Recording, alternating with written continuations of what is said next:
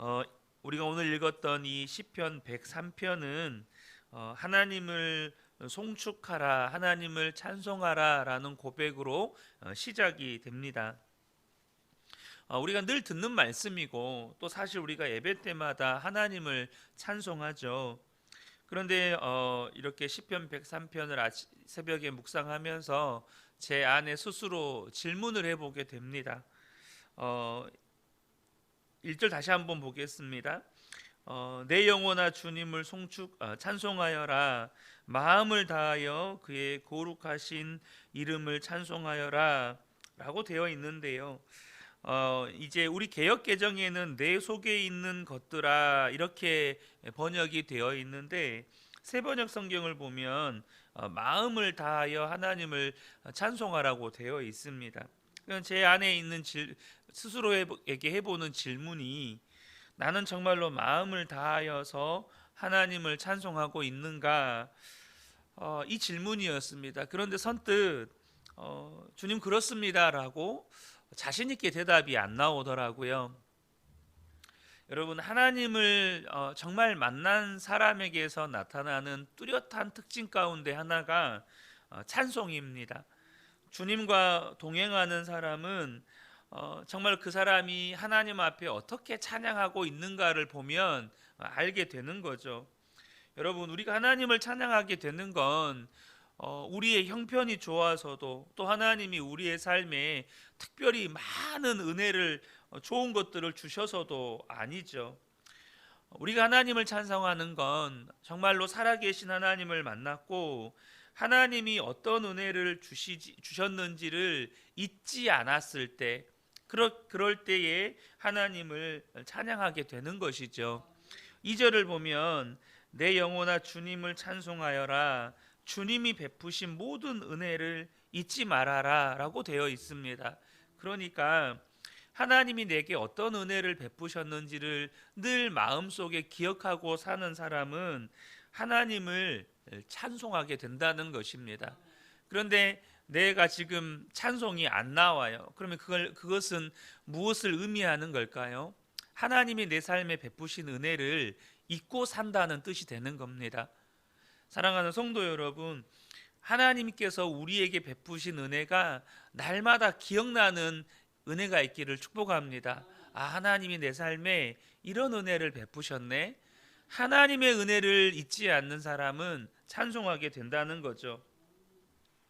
그런데요, 예수를 믿지만 많은 성도들이 하나님을 무서운 하나님으로 생각하는 경향이 있습니다. 그 이유는 하나님을 인격적으로 만난 경험이 없거나 아니면 하나님을 인격적으로 만났더라도 너무 오래전에 하나님을 인격적으로 만났던 사건, 과거의 추억만 가지고 신앙생활을 하는 그런 성도들이기 때문이라는 것입니다. 하나님을 인격적으로 만나지 못한 사람 혹은 하나님과의 인격적인 만남을 잊어버린 사람은 하나님을 무서운 하나님으로 생각하게 되어 있다는 겁니다. 그저 사람이 전해준 하나님을 믿거나 혹은 자기 나름대로 생각하는 하나님을 믿는 사람의 특징이 하나님이 무서운 하나님이시라는 거예요. 어제 제가 저희 이모님하고 저녁에 이렇게 통화를 하게 되었는데 이제 이모님은 저희 이제 하은이 안부를 묻기 위해서 전화를 하신 거였어요. 그런데 저희 이모님이 이제 과거에 지금도 교회에는 출석하고 계시는데 정말로 예수님을 인격적으로 만나고 그 예수님과 친밀한 신앙생활을 할까에는 정말로 많은 물음표가 붙어요. 그런데 이제 저희의 삶을 이렇게 이제 불쌍히 보시는 거죠. 근데 그분이 보시는 이 불쌍히 여기는 건 자녀가 건강하지 못하고 또 개척교회 목사여서 본인이 생각할 때 너무 고생하고 힘들고 이렇게만 보시면서 저희 가정을 불쌍히 여기시는 거예요. 그런데 이모님과 대화 중에 한마디의 말이 제 마음을 떠나지 않고 사실 새벽에 일어났는데도 그 말이 제 머릿속에서 떠나지 않는 거예요. 그게 뭐냐면 신이 원망스럽다는 거예요. 근데 저는 그 원망스럽다라는 단어가 제 마음에 있는 게 아니라 신이라는 단어였어요. 여러분, 아버지를 그 사람이라고 부르는 경우는 보통 어떤 경우죠? 그 사람 혹은 그 인간. 어떤 경우에 아버지를 그렇게 부릅니까? 아버지에 대한 상처나 혹은 아버지에 대한 원망이 가득한 경우에 그 아버지를 3인칭으로 부르잖아요. 그런데 신이 원망스럽다라는 그 말 속에서 저는 이모님이 이제는 하나님이 아버지가 아니네. 하나님을 부르는데 신이라고 부르는, 이게 제 마음 속에서 너무너무 힘이 들더라고요. 여러분, 저와 여러분이 꼭 아셔야 돼요. 하나님이 아버지가 아니고 하나님이 신이면 그 사람은 하나님을 찬양하지 못합니다. 하나님은 아버지셔야 돼요. 하나님이 좋으신 하나님, 좋으신 아버지여야 우리 안에서 찬송이 나오는 겁니다. 그것은 내가 처한 형편이나 상황과 상관없어요. 우리가 시편을 계속해서 지금까지 나누고 있잖아요. 그럼 다윗이 하나님을 찬송할 때 다윗의 형편이 늘 좋아서 그렇게 하나님을 찬송했습니까? 아니요. 다윗이 하나님을 찬송했던 대부분의 시편은 다윗이 너무나도 힘들고 어려운 형편에서 하나님을 찬송했던 시가 대부분입니다. 그러니까 상황이 좋아서, 형편이 좋아서 하나님을 찬송하는 게 아니에요. 어떤 처지와 형편에서도 하나님이 내 아버지면 하나님을 찬송하게 되는 겁니다. 어떤 상황과 형편에서도 내가 그 하나님을 인격적으로 만났고 그 주님과 동행하고 있다면 그 하나님을 향한 찬송이 터져 나오는 거예요. 특별히 오늘 본문의 하나님은 좋으신 하나님이시고 사랑의 하나님이심을 우리에게 보여줍니다. 시편 42편 2절에 보면 내 영혼이 하나님 곧 살아계신 하나님을 갈망하나니 내가 어느 때에 나가서 하나님의 얼굴을 배우리이까. 저는 우리 모든 성도님들이 언제나 하나님을 이렇게 갈망하게 되시기를 축복합니다. 어떤 사람만 하나님을 갈망하게 될까요? 하나님을 인격적으로 만나가는 사람, 매일매일 그 주님을 바라보는 사람에게서만 이런 갈망이 나오는 거예요.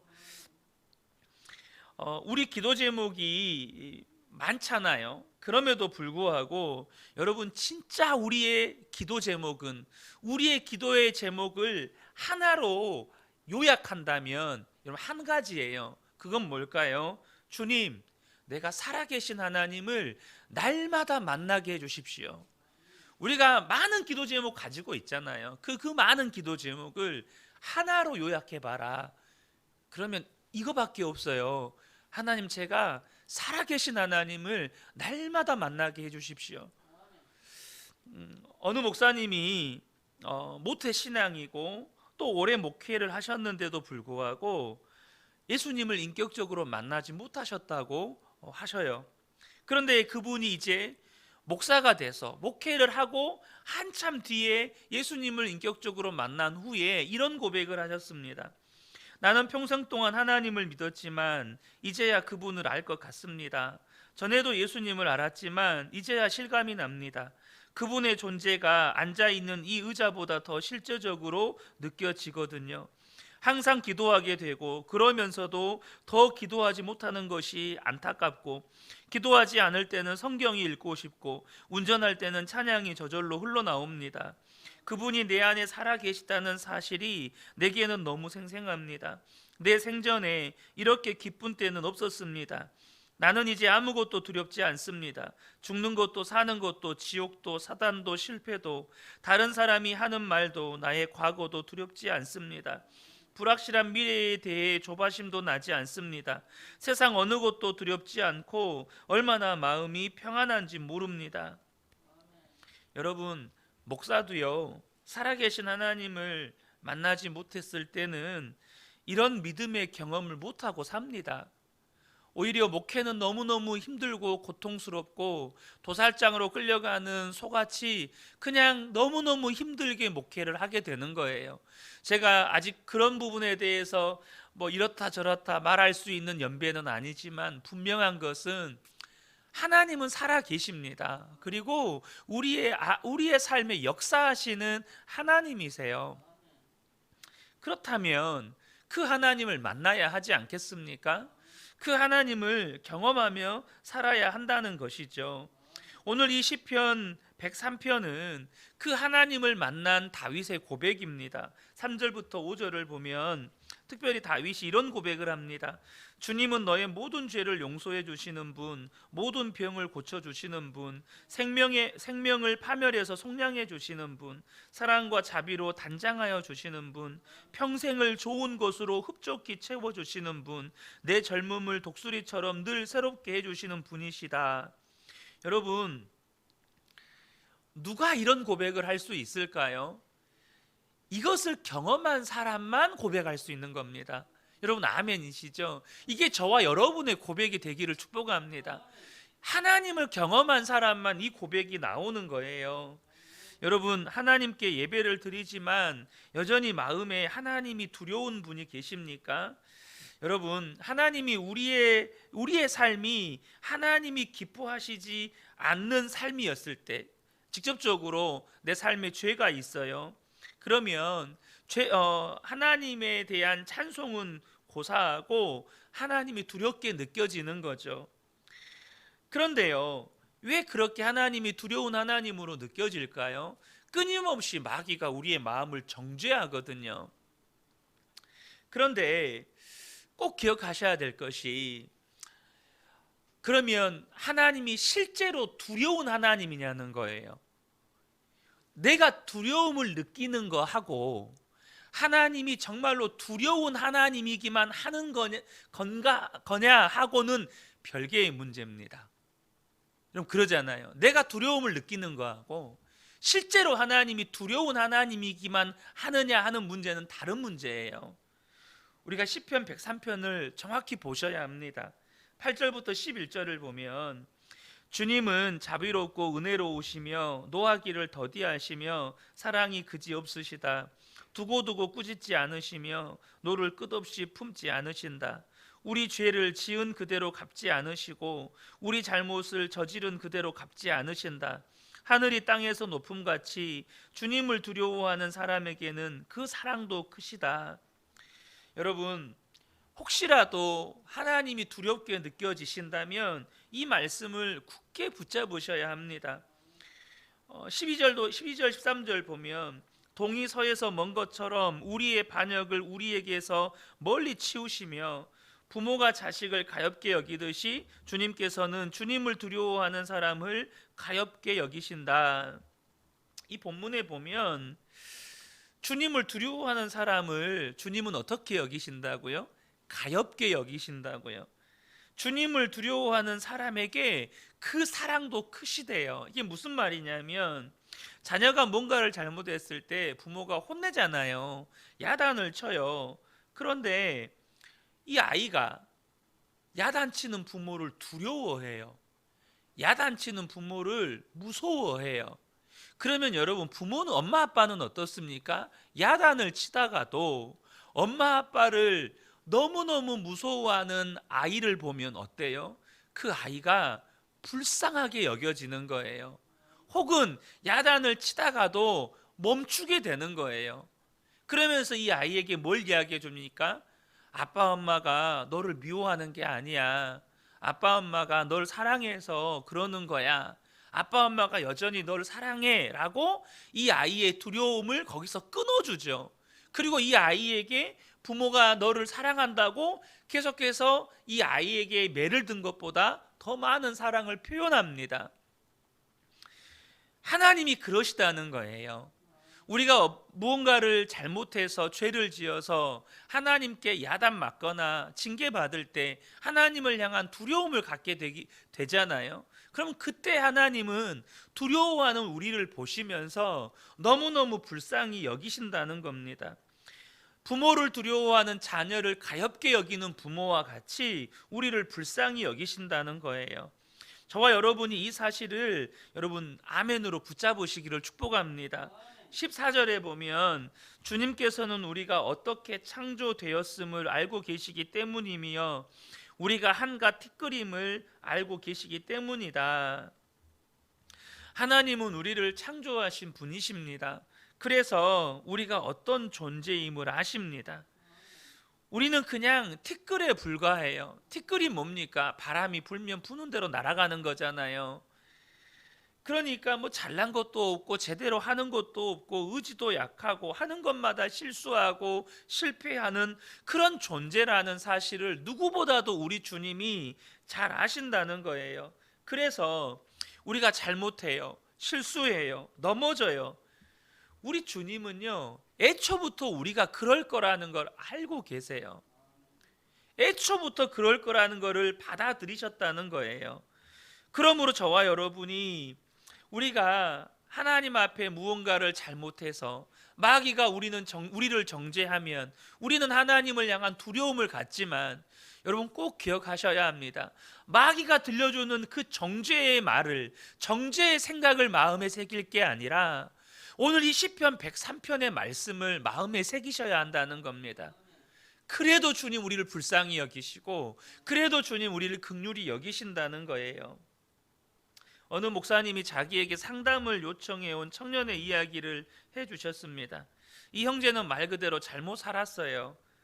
그런데 하나님께서 은혜 베푸셔서 그 죄를 뉘우치고 다시 주님께 돌아올 결심을 주셨다는 거예요. 그런데 한 가지 고민이 있는 겁니다. 그게 뭐냐면 하나님께 돌아가야겠다는 생각이 드는데 정말 하나님 앞에 모든 죄를 회개하고 하나님께 돌아가고 싶은데 성경을 보니까 성령을 회방하거나 하나님의 복음을 알고도 하나님을 버리면 하나님의 용서를 받지 못한다고 들었는데 과연 내가 하나님께 회개하고 하나님께 돌아가면 하나님이 저를 용서해 주실까요? 이게 이 청년의 고민이었습니다. 여러분, 너무 많은 성도들이 하나님으로부터 멀리 떠나 있어서 이런 고민을 하는 성도들이 정말 많아요.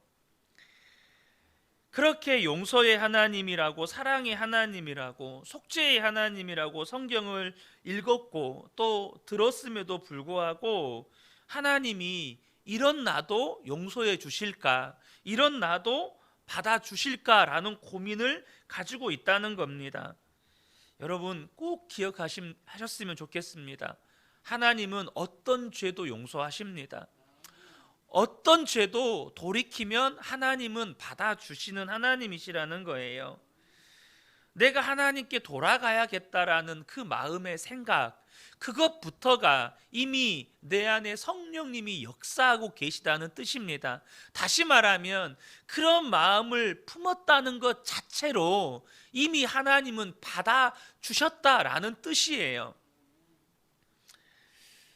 여러분, 부모가 야단 맞았다고 두려워하는 아이를 다시 부르는 것, 그 아이를 품에 안아준다는 건 뭘 의미하는 겁니까? 여러분, 용서한다는 뜻이에요. 그래도 너는 내 자식이다라는 뜻입니다. 우리 안에 그 어떤 죄 가운데서 돌이키고 싶은 그 마음은 성령님의 용서하신다는 사인이고 다시 부르신다는 사인인 거죠. 많은 성도들이 속죄의 확신을 가지지 못하고 그 은혜를 잊어버리고 사는 건 살아계신 하나님을 인격적으로 만나지 못하고 신앙생활을 하고 있기 때문입니다. 인격적으로 하나님과의 만남, 하나님과의 교제가 없기 때문에 여전히 죄책감에 눌려 지내고 또 하나님이 무섭고 먼 하나님으로 느껴지는 것이죠. 사랑하는 성도 여러분, 이 새벽에 주님 앞에 나오는 거 너무너무 잘 아시는 겁니다. 정말 하나님이 기뻐하시는 일입니다. 그러나 이 자리에 몸만 앉아 계시면 안 돼요. 살아계신 하나님을 이 새벽에 말씀으로 기도로 인격적으로 만나셔야 합니다. 그래야 하나님이 나의 아버지로 여러분 만나지는 거예요. 하나님이 나의 주님이 되시는 겁니다. 저는 우리 모든 성도님들이 이 새벽에 주님 앞에 나아갈 때 적어도 이 한 가지 기도 제목을 꼭 기억하셨으면 좋겠습니다. 여러분, 우리가 많은 기도 제목이 있지만 그 모든 기도 제목을 한 가지로 요약한다면, 하나님, 전 하나님을 만나고 싶습니다. 하나님을 나의 주님으로, 나의 하나님으로, 나의 아버지로 날마다 만나고 싶습니다. 그렇게 하나님을 인격적으로 만나가는 성도에게서 어떤 상황과 형편에서도 찬양이 나오는 겁니다.